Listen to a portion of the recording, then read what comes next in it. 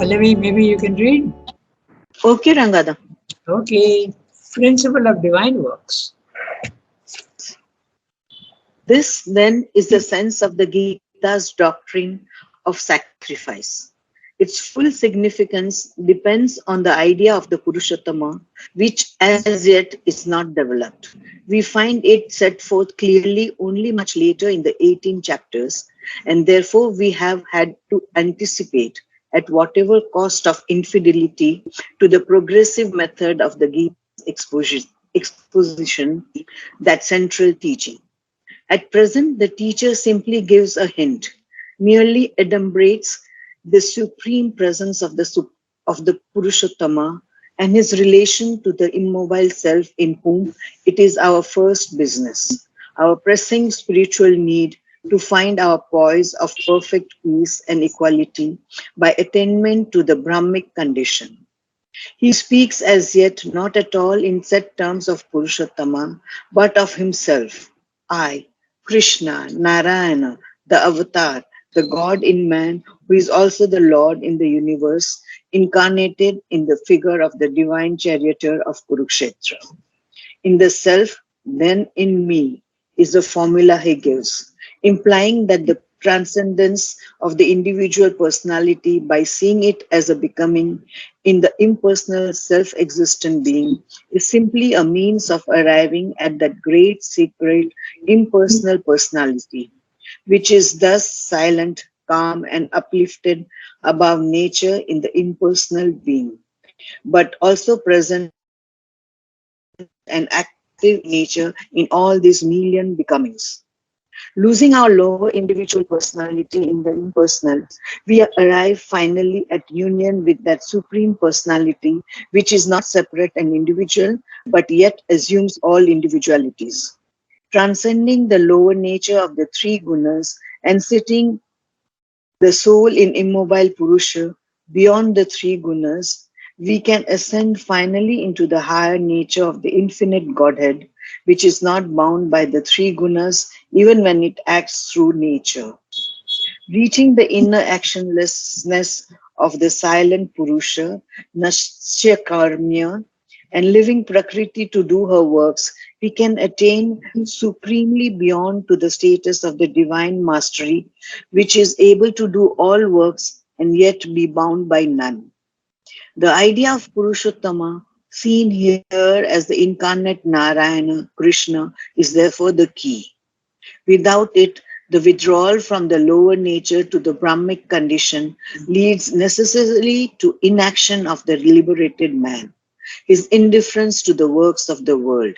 With it, the same withdrawal becomes a step by which the works of the world are taken up in the spirit, with the nature, and in the freedom of the divine.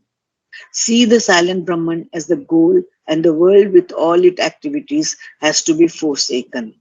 See God, the divine, the Purushottama as the goal, superior to action, yet its inner spiritual cause and object and original will, and the world with all its activity is conquered and possessed in a divine transcendence of the world.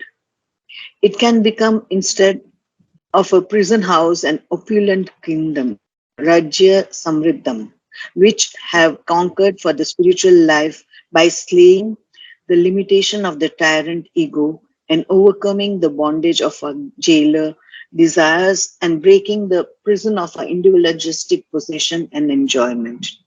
The liberated, universalized soul becomes Swarat, Samrat, self-ruler and emperor. It's a beautiful paragraph, summing up everything that you have said so clearly. So we get a wonderful picture of what you said. We look at it carefully and exactly uh, uh, read everything and make it very, very clear. Okay, so this then. So as usual, as I said, whenever he says then, he is actually summarizing, okay, and concluding. Mainly it is a conclusion. This then is the sense of the Gita's doctrine of sacrifice. Now, where does the word sacrifice come in? In Karma Yoga. Okay? In Jnana Yoga, there is no sacrifice. You are just going on with your discrimination. You are distinguishing between the true and the untrue. Okay, what is real and what is unreal. Okay, neti method. There is no sacrifice there in the Jnana Yoga. By concentrating, you rise to the highest level, and there it is a level 2. Okay, it's only liberation. It's not karma yoga. If you want to do works in the physical world, you will see that you lose your consciousness. When you come down to do works in the physical world, you lose your consciousness of the Brahman. Only you will have a faint memory of it, but you will not be able to do. If you want to do works perfectly in a divine way, you have to go to the Purushottama. That's the discussion in this paragraph. And Purushottama is level 3. Okay?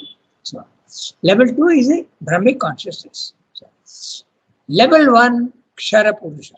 Okay? Kshara Purusha is the psychic being. It is mutable. It is going on developing. But the self, in the level 2, the self, the Brahmic condition, does not evolve. It is static. Okay? This distinction between movement in the physical world and static condition in the upper, we must have very clearly in our mind. Then many things become clear. Actually, there is a little bit of movement, but it's very, very, very, very little. Okay? At the third level, there is no movement at all. It is absolute static condition. And the supermind it has the potentiality of action, but it is itself also static. It's a combination of the two. Okay, so what Sri is saying, we'll look at what he's saying again carefully. I just gave you a hint of what is coming. This then is the sense of the Gita's doctrine of sacrifice. Sacrifice in Karma Yoga. That means today you have to do works in the physical world with a divine consciousness, not with our imperfect consciousness. Its full significance depends on the idea of the Purushottama. Why? Because when you are sacrificing to somebody, it has to be necessarily to a person. It has to be the person aspect of the divine. So that is why Purushottama. Purusha, Uttama Purusha. Okay. Kshara Purusha, level 1. Akshara Purusha, level 2. No movement, but no power also. And Uttama Purusha, level 3, which is you have the power also to come down and work in the physical world. Your consciousness comes down. Your body is always here only, but the consciousness comes down. Okay, and you can do works in the divine works you can do, and that's the chapter. The principle of divine works. How do you do that? That becomes possible with the Purushottama. Okay, but not with the Brahmic consciousness, not level 2. So, which is as yet not developed, which as yet is not developed. Okay, so I'm really making an apology. We find it set forth clearly only much later in the 18 chapters. By the way, if you want to read continuously the 18 chapters of the Gita, it normally takes about 2 hours. Okay, they do that in many places. Parayana. Okay, like also Savitri also. There was one time someone was doing Parayana all over the world. Okay, so I don't remember the occasion, but they were doing that. So, and therefore, we have had to anticipate. Who is the we? Sri Aurobindo. Okay, he is not saying I, but he is saying we had to anticipate. We is really himself. Okay, at whatever cost of infidelity to the progressive method of the Gita's exposition. Look at the humility. He's saying, what comes later on, I am now mentioning to you for clarity's sake. Okay? And I am being relatively infidel, means I am not being faithful to the development of the idea as in the Gita. Okay? But we can take all that with a pinch of salt because he is making things clear. Therefore, we have had to anticipate at whatever cost of infidelity to the progressive method of the Gita's exposition, that central teaching. Okay? Progressive method of the Gita's exposition is central teaching. And what is the central teaching? Go to the Purushottama level and continue to do work in the physical world. That's the main message of the Gita. Don't give up the physical world. Okay? That's why it is synthetic. At present, the teacher simply gives a hint, merely adumbrates this supreme presence of the Purushottama and his relation to the immobile self, in whom it is our first business Okay. But the sentence goes on, so I'll break it up. At present, the teacher simply gives a hint, merely adumbrates. So adumbrate is a verb which means to give a faint shadow of, exhibit imperfectly, give only a hint. Okay, that's adumbrates. Draw only the outlines like a silhouette, give a faint shadow of. That's what it means. The supreme presence of the Purushottama. He has just hinted at it. The Gita has just hinted at the idea of the Purushottama and his relation to the immobile self. Which is the immobile self? Level 2. Okay? The immobile self, not the word immobile, no movement at all. Okay? Static condition. In whom it is our first business. Okay? Our first business is what? To rise to the immobile self, because that gives you liberation. You are not identified with your body, mind, life anymore, as in level 1. Okay? So, and his relation to the immobile self. So, what is the relation between the transcendent Purushottama and the spiritual immobile self? He has reduced himself and made himself into the universe, and the universe again in turn makes the individual forms in the physical. There is a descent. It's a two-stage descent. Transcendent becomes cosmic, and cosmic becomes the individual. Okay?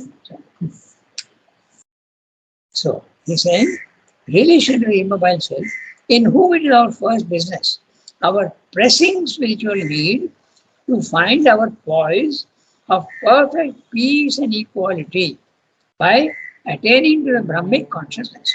The Brahmic consciousness, immobile self, all same. Okay, Atman.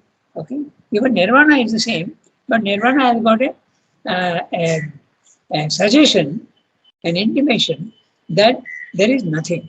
It is absolutely static, but it is empty.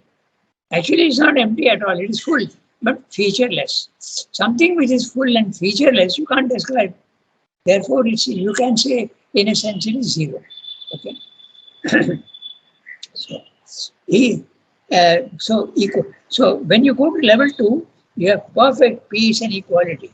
But if you want to come down from there again into the level 1, you will lose your Brahmic consciousness. You will not be so equal, and your peace will not, because you will get trapped again in the ignorance of the body, mind, life, and you will be subject to the senses. Like before, when you are seeing through your senses, that will come back. The memory of the Brahmic consciousness will be there, certainly, but you are back to square one. Okay, you don't have the power. So if you want to come down and still retain your peace and equality, you have to go to level 3.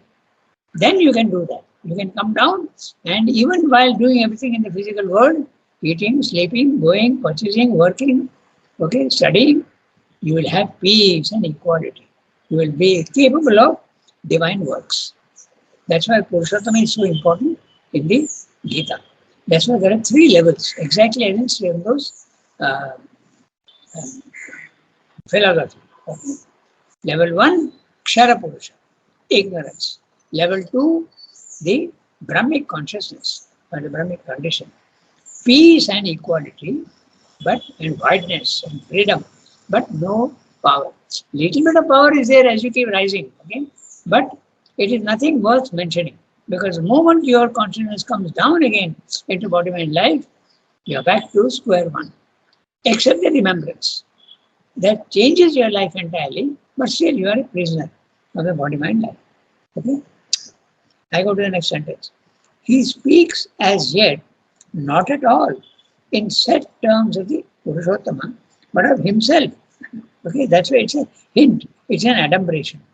But of himself, I, Krishna, Narayana, the avatar, the God in man, who is also the Lord of the universe. Okay, the Lord of the universe, remember the Lord of the sacrifice, the previous chapter. Okay, we have described that. That's why he is saying that I had to deal with the Lord of the universe, the Purushottama. I had to deal earlier to explain myself and the Gita.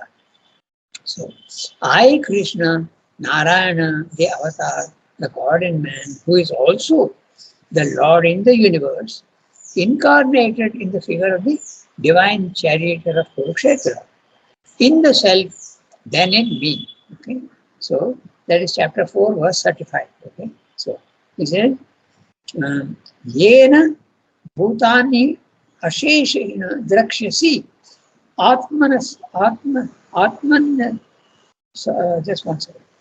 Yeah. Atman Drakshasi Atman Yatho Mai. Atmani Atho Mai. First of all, you will see in the Atman, afterward, you will see in me. So, first you see in the Atman, that is the level 2. Then later on, again, you will see in me, which is the Purushottam. So, this Atho Mai, Sriyamta goes on using again and again to make a distinction between level 2 and level 3. Okay, so. Ranganath, Yeah, tell me. one question. Like Buddha achieved nirvana, no? Nirvana is the word used for the Buddhists. Okay? Yes. So he went to the second level. Who? Buddha. Of course. He may have No, even. so when he came back to the to life, he still retained that peace and quiet, no? Yeah, in Buddha's case, yes, because he was an avatar. So he would have certainly gone higher up. We don't know exactly what happened, there are no records, but certainly, because he did come down, Sriyamta mentions that. He says that he did come down and preach. Yeah? He did the divine. Yes. In fact, the birth of Buddha, entire Asia became Buddhist. Okay. So yes, he must have, definitely. But that's the reason why he refused to discuss philosophy. He said, let us restrict ourselves only to the problem of pain and suffering and get rid of it. Okay. Yes, Buddha must have. He is an avatar. An avatar is not one who becomes again subject to ignorance. No, certainly not. Okay. Yeah. Okay. So I go to the next one. Okay. So in me is the formula he gives. Okay. In the self, then in me. Sriyamta mentions this in many places. Okay. So in the self, atho mai. Okay. Atmani atho mai. Atmani first, that is level 2, and mai level 3. Because it is a Purushottam. Is the formula he gives, implying that the transcendence of the individual personality by seeing it as a becoming in the impersonal self-existent being, which is the impersonal self-existent being, level 2, okay, the self, impersonal self-existent being. Because our being at level 1 is not self-existent, okay, we are dependent on nature. Okay. It's simply a means of arriving at the great secret impersonal personality. Okay, so it's a means of arriving to impersonal personality. So what does that mean? He is using personality with a P cap. That means person. But impersonal personality, obviously he means the Purushottama. So when you go to the third level, divine is personal as well as impersonal. In the level 2, there is only impersonality. Nobody is there. Okay. But in level 3, you can meet the divine in any form you want. He can take a form. But he is not limited by that form. Okay. So the great secrets in this. Okay. That's why the normal yogas, whether it be Jnana Yoga or whether it be Bhakti Yoga, they stop at level 2. But the Karma Yoga will go on to level 3 if it is done correctly and ends in the right way. Okay, so the great secret impersonal personality, which is the silent, calm, and uplifted above nature in the impersonal being. This whole sentence is only level 2, which is thus calm. Oh, sorry, he is describing the impersonal personality. Okay, so silent, calm, and uplifted above nature in the impersonal being, but also present and active in nature. There you are. Okay, so this is his description of the. When you are in the third level, you have all the powers of the level 2, but you have got more than that. Yes, something. Archana was saying something. No, it's okay. I just mentioned that it is the third level he's describing here. Na? Yeah, that's right. The That's impersonal. yeah. I got a little confused because silent, calm, Uh, uplifted above nature. Only but that he much. also is adding, but also present. He is adding after that. No? It's end of That's it. right. Yes, That's yes. right. That's right. Acha, Rangada, I want to mention a little more about we were discussing right now about Buddha. Ah, Sometimes I feel these avatars, they what they have experienced, they know, but they mention to the world only for which the world was ready. that's So, so what that's they have said from that we can't judge them where they have actually gone. Ne? So the, absolutely, absolutely. We can't even I judge think ourselves. How can we judge the other? exactly. Same thing with Shankaracharya also. I sometimes wonder, like Shankaracharya always is that he's only talking of Mayavad. Maybe that was what was necessary in the world that time, Exactly. and we can't limit him. I mean, now reading so much of Sherwin Yes. Soman, his suggestion, his Yes. opinions, and what he says, it feels that how limited we become when we fix these avatars to certain things which we understand. Yes. You're right. In fact, Srivanga mentions that the Gita does not go to the supramental descent and all that because it is not a time. It would be useless speaking about it. Nobody would understand. It is not the right time. See, everything there's a time spirit. Okay. In German, they have a word for that. The time spirit, Zeitgeist. Okay. There is a time for everything. Just see, very very clear. We in Leonardo da Vinci in the 14th century thought of air travel. Okay. But it is not possible because the time spirit has not allowed it. We did not know the laws of aerodynamics and we did not have light materials. Aluminium, plastic were not discovered. So we could not do it. It took 400 years to become possible. And after that, the time spirit allowed it. So that's exactly the same thing in the Gita also, that the time spirit did not allow Sri Krishna to speak about the supramental descent. They have spoken about the Purushottama condition, but not the descent. We're not at time for it. Huh? You have it will be wasted labor. We have so many expressions in our all languages. No? It's like throwing pearls in front of a swine, they say. Okay, or they also it's useless. The swine will not appreciate the value of the pearls. Okay, then we also have an interesting. I've heard it said. Okay, भैंस के सामने been बजाना.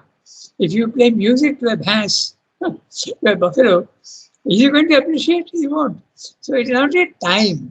So you have to, everything is to be revealed in time.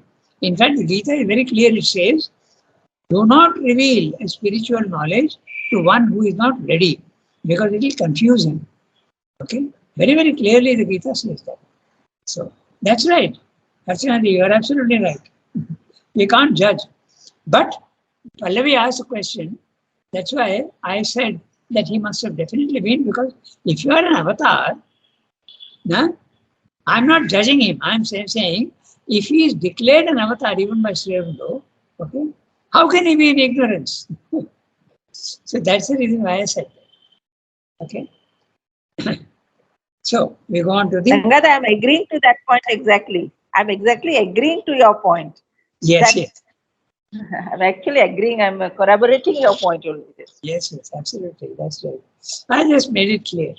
In fact, I was going to tell Pallavi that how can we judge Buddha? So, No, no, I was not judging. I was just saying that only avatars can do that. And we can't do it. I mean, we go to the second level, but and when we come down, we'll be again engrossed in our own all this absolutely, material things, right? absolutely. You will be a prisoner. In fact, very interesting word. We'll see that. Okay, we become Prisoner, yes. a prisoner of the senses. Jailer, That's right. yes. That's right. So, impersonal personality, his description is beautiful, which is thus silent, calm, uplifted above nature. That means you are not in your body mind life anymore. The consciousness is not in the impersonal being, but also present and active in nature in all these billion becomings. Okay? So, billion becomings, everything in the physical world is a becoming because there is movement. Huh? So don't think that there is no movement in a stone or the Himalayas. There is movement. Okay. At the atomic level, there is constant movement. Okay. In fact, in the Himalayas, there is constant movement. It goes on, it is increasing in height, maybe 1 inch in one century, because the tectonic plates are pressing each other like that, and then it rises. So, and the earthquakes also. So there is constant movement. Even that which is you think is stable, like the earthquake, it is not. It's moving. Okay. Everything in the physical world is movement, and everything in the above the spiritual planes, they are static. They don't evolve. There is no evolution in the upper planes. They are typal beings. So they use the word typal. The type is fixed. Okay. So I go on to the will and becoming. I go to the next sentence. Losing our lower individual personality in the impersonal, we arrive finally at union with that supreme personality, which is not separate and individual, but yet assumes all individualities. So there is the description of the Purushottam. Losing our lower individual personality. So which is the lower individual personality? Your ego, your body, mind and life. That's a lower personality. Whenever he speaks of personality with a P lowercase, he is talking of the outer nature. And outer nature is your coverings, okay, the body, mind, life. They are the sheets that cover you, like clothes. Their psychic is deeply covered by all these three. Okay, so losing our lower individual personality in the impersonal. That's the level 2. No? You become impersonal. We arrive finally. So from level 1, you have gone to level 2, and then you rise to level 3 finally. At union with that supreme personality, now is a P cap. So it is, and our personality at the lower level is the self and the psychic being, but it's not supreme. The supreme personality, when he says, it is very clearly the Purushottam, which is not separate and individual, but yet assumes all individualities. In other words, he is everything. This is impossible for logic to understand. How can he be one and at the same time be all? But he can be. That's the mystery of the divine. Okay. So, very clear what he's saying. But which is not separate and individual, because our person, okay, is separate and individual. Even if I realize my psychic being is different from all the rest. Okay, it's a person. It's definitely is a person. It's a true part of you, but it is separate. Okay, even when you have the cosmic consciousness, my consciousness will experience everybody else's consciousness as one, but you are still seeing the others. Okay, so that's what he's saying. Very clear. That's why I said it's wonderful. He's described so clearly all the 3 levels. Okay, then transcending the lower nature of the 3 gunas. Now he's using the word 3 gunas: sattva, rajas, tamas. Sattva belongs to is a characteristic of the mind. Okay, sattva, rajas is a characteristic of the vital, and tamas is a characteristic of the physical, the body. Okay. These are the principles. Principle of light and understanding and balance and harmony. That is sattva. The principle of rajas is movement, action, force, okay, energy. That is rajas. And tamas is the principle of stability, darkness, lack of understanding, and non-movement. All these 3 are necessary. We have discussed that many times also, that tamas is a principle which is absolutely essential in the physical world. Because if it is not there, then all the forms that you see will go on becoming mobile. But you need immobile forms. Otherwise, how will you live in the physical world? So tamas is necessary at the lower level. Okay. But if you want to go up, it's a huge hindrance. Okay.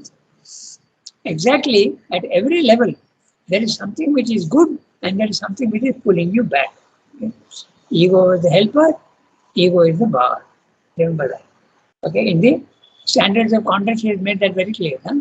So, ego is the helper. It helps you to develop yourself. But you want to go to the next level, it's a bar. Okay, so, transcending the lower nature of the 3 gunas and seating the soul in the immobile Purusha. Okay, following, not sitting, but seating. Okay, there is a difference between the two. Sitting is you yourself sit. Okay, but seating you make somebody else sit. Okay, so seating in Sanskrit they are very clear. They call it a causative. Okay, so when you cause somebody else to move. Okay, gam is the word gam means to go. Okay, aham gacchami, but aham gamayami. I am making others to go. Okay, there's a causative. In Sanskrit, we have that beautiful. The language is so fine. There are all sorts of frequentative, causative. Okay, all these different. You just change the form of the word and it changes the meaning. In English also we have the same sitting and seating the soul in the immobile Purusha. Beyond the three gunas, we can ascend finally. Note the word finally. Huh? If you go to the immobile Purusha, then you are in the level 2.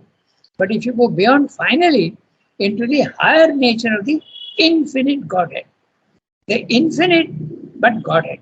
Godhead is the personality, okay? Personal aspect of the divine, which is not found by the three gunas, even when it acts through nature.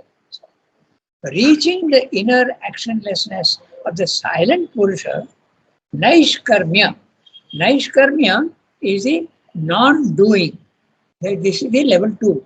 When you go to the self, you are a witness. You are only witnessing, you are not acting. You are just watching. That's Naishkarmya. Naishkarmya, non-action. Okay? And leaving Prakriti to do her works. In other words, you are just watching. If you have that experience of the Brahmic consciousness, you will see that your body-mind life is going on acting in the old way. Okay? Whatever habits were there, you are doing. Whatever your desires, they are still there. But you are not bothered now because your consciousness is up and watching. It's only a machine working. When you see a machine working, there is no emotion involved. Okay? There is no emotion involved. You just see it working. Okay? That's what he's saying. So, and leaving Prakriti to do her works. This is the attitude of the silent witness. Okay? We can attain supremely beyond this to the status of the divine mastery. Divine mastery again, if you go to Purushottama, you are master of the physical world and not only of your own body, mind, life, but later on he will tell you at the end of the para, Swarat and Samrat. You become master in the universe. Okay? First master of yourself, then master of the universe. Okay? Divine mastery, which is able to do all works and yet be bound by none. At our case, when we do some work, we are bound by it. Okay. We are bound by it. But when the divine is doing the work, he does the work, but is not bound by it. This is the whole problem with Arjuna. He is being asked to do a work to which he is bound. And so he says, I will not do it. How can I do this? It's having an effect on me. And Shri Krishna is telling him, you rise to the second level, go beyond, don't identify yourself with body, mind, life. And if you do the work, you will not be bound. You will not feel sorrow in killing your own kinsman. There will be no reaction on you. This is the whole idea of the Gita. And yet be bound by none. The idea of the Purushottama, seen here as the incarnate Narayana, Krishna, is therefore the key. So, in the Karma Yoga, you have to go right up to the personal aspect of the divine, and that is the key. Okay? That's why many people say that the Gita is Karma Yoga. Siddhanta says, no. It is also Bhakti Yoga, it's also Jnana Yoga. Because the description, you have to see all the 18 chapters. But if you see only this, you will feel that it is Karma Yoga. But it's not. It's all the three. That's why Siddhanta calls it a synthesis. Okay.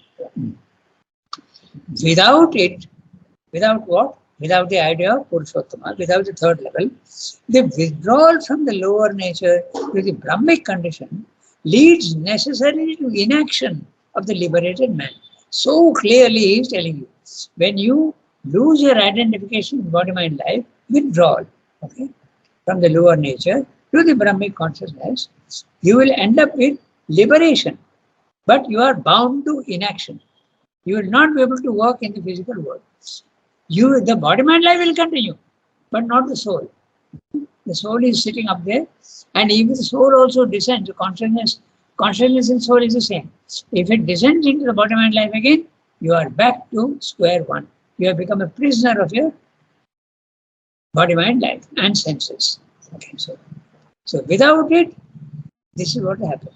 The withdrawal from the lower leads necessarily to inaction. With it, now Sremda is using with it. We have to stress these two words. Okay. If we had to do it, we would have started a new para to make it clear. But Sremda is not like that. Okay. So I have underlined without it, and then I have underlined now with it in the middle of the para. Okay. But it's second. So first, without the Purushottama consciousness, you will be at peace and calm, but unable to work in the physical world with a divine consciousness. You will work, but without a divine consciousness. But with the idea of the Purushottama, you will be able to do divine works in the physical world. Okay? With it, the same withdrawal becomes a step by which the works of the world are taken up in the spirit, with the nature and in the freedom of the divine. Freedom. You are not bound anymore by the body mind life. Now, see the silent Brahman as the goal, and the world with all its activities has to be forsaken.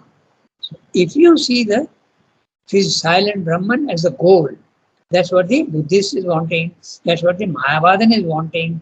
Okay, you have to give up the physical world, action in the physical world. If you see the silent Brahman as the goal, and the world with all its activities has to be forsaken, has to be given up. See God, the divine Purushottama, as a goal, superior to action, yet its inner spiritual cause and object and original will, and the world with all its activities is conquered and possessed in a divine transcendence of the world. Divine transcendence of the world, yet you can work in the world. It can become instead of a prison house, there you are. Okay. Prison house. Instead of the body mind life, it need not be a prison house. It will become a prison house if you go only to level 2. Okay? But if you go to level 3, it cannot be a prison house. It can become instead of a prison house an opulent kingdom. It's not only kingdom, opulent, full of wealth and riches and splendor. Okay? Rajyam Samriddham. Samriddham, very, very developed, very full of riches, wealth, wealthy, which we have wealth not only in money, but power, knowledge, okay, ananda, everything will increase, which we have conquered for the spiritual life by slaying the limitation of the tyrant ego. The ego is a tyrant. Okay, it really bothers you if you are sensitive. Otherwise, you will think it fine, naturally, no problem. By slaying the limitation of the tyrant ego and overcoming the bondage of our jailer desires. The desires are jailing you. They are making you a prisoner and breaking the prison of our individualistic possession and enjoyment. Okay. You may enjoy, but you are a prisoner enjoying. The liberated, universalized soul becomes Swarat and Samrat, self-ruler and emperor. So this is what Srivastava is doing. So that itself is a sign that he had reached the third level. Okay. He was, so many cases we have now. We have got 3 or 4 proofs also. He was going all over the world and helping people. Okay. The helping people, there are 2 interesting cases. One is the John Kelly. Okay, John Kelly was an American soldier in the Second World War. He was constantly being guided by Srivastava. And later on, when he went back to New York, he realized who Srivastava was. So, because he saw his picture on the cover of Life Divine. Then he came to Pondicherry. He stayed here for 2-3 years and went back. I have met the fellow. And then also that famous book, okay, The Lost Footsteps. He was a Romanian, in Romania. He was a prisoner and he was being tortured and he was about to commit suicide. And Srivastava went to him and gave him a lot of advice about life. Life is not to be sacrificed. Suicide is not good. He told me, talk to him for a long time. Then finally, this boy, his name is Silvio Gracionas. I have mentioned it once. Silvio Gracionas. And he said, who are you? What's your name? So in the book it is written, I am Aurobind Dogos. So that's why we came to know that he had the experience. Okay. Aurobind Dogos. By the way, there's a mention in Savitri also of the prisoner in the dungeon cell. Okay, these are the words he has used. When you are a samrat, you can go and help a prisoner in the dungeon cell. Okay, so very clearly he is referring to Silvio Gracionas. Okay, so that completes the paragraph, and a beautiful paragraph. No? I found it marvelous. He is so clearly he has told you about the 3 levels. Level 1, you are an ignorant. Ranganath, Yeah, tell me. I want to ask a question. Yeah, tell me. So, still we have reached at least the second level. Can we say that we are doing divine work? Semi-divine. Divine also is all relative. Na? What is below is anti-divine. What is above is divine. Okay. It's a very, I mean, just struck me, and often I wonder, like, that's why I was asking. Yeah. There's a chapter in Life Divine, the divine and the undivine. Okay. In the YouTube session, we have just started that chapter. So whatever is below you is not divine, undivine. And whatever is above you is the divine. Somebody asked me in knowledge, do you think that Mother and Shiva are divine? Now that's a stupid question, because certainly they are divine compared to us. But they may not be divine compared to the Superman, because they have not yet become that. So it's a relative question. But everything which is above you is divine. Because the divine is everything, na? Advaita philosophy. Everything is divine. Even matter is divine. Okay, we have gone beyond our time. That's a very practical answer, Ranganath. Thanks. No, it is Srivano's answer in that chapter. Yeah, I mean, it gives a practical, how to. Yeah, that's right. Okay, for instance, we are divine compared to the animal. Very, very. Okay, au revoir, everybody. Have a nice Bonjour. Bonjour. Ranganath. Thank you, Ranganath. Thank you, Ranganath. Thank you, Ranganath. Yes, au revoir.